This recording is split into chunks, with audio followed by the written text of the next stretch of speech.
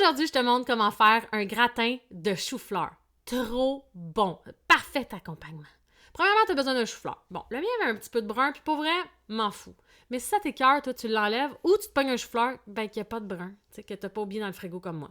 Tu coupes ça en petits morceaux, tu le laves, puis tu t'envoies ça dans l'eau bouillante. Tu laisses ton chou-fleur faire sa vie dans l'eau bouillante, puis après 5 ou 6 minutes, tu vérifies la tendreté de ton chou-fleur. Si tu es capable de piquer ton chou-fleur, mais qu'il y a une petite résistance, c'est prêt. Tu retires tes chou-fleurs, tu rinces à l'eau froide pour arrêter la cuisson. Ensuite, on va commencer la béchamel. Dans le fond, tu as besoin de la même quantité de beurre que de farine. Fait que moi, j'ai pesé puis c'était 150 grammes. Fait que j'ai fait 150 grammes de beurre et 150 grammes de farine tout usage. Tu fais fondre ton beurre, tu mélanges ta farine à ça puis on va rajouter le liquide.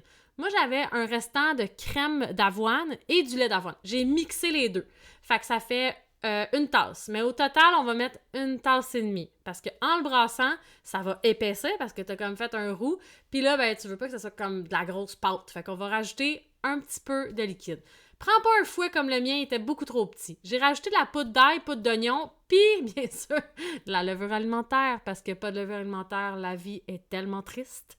Aussi triste que mon fouet qui est beaucoup trop petit pour brasser ma béchamel. Donc, tu mélanges tous tes ingrédients parce qu'on veut vraiment que ça soit bien homogène et on goûte. On veut une belle texture là, quand même assez crémeuse. Là. Regardez comme c'est beau. Là.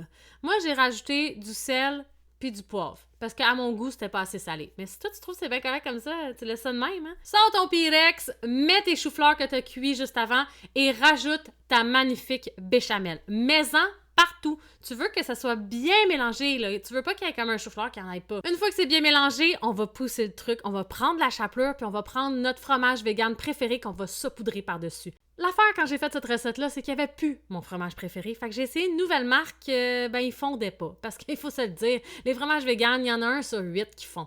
Fait que lui, ils font pas. Mais c'est pas grave parce que le résultat était vraiment bon. Fait que tu mets ça dans le four, 350 pendant 15 minutes, puis 2 minutes à broye. C'est chaud, fais attention, mets tes mitaines de four, c'est prêt. Ce que ça a fait ton fromage qu'ils font pas, c'est qu'il est devenu croustillant. Fait que c'était vraiment bon. Mais avec un autre fromage qu'ils font, ça va être vraiment bon aussi. Fait que là, tu montes ton assiette, t'as mis ton gratin, t'en as mis une bonne portion. Tu te mets tes saucisses véganes préférées, puis un peu de greens, parce que c'est tellement important de manger de la salade. Salade à grandir, comme dirait mon père. Hey, bon appétit!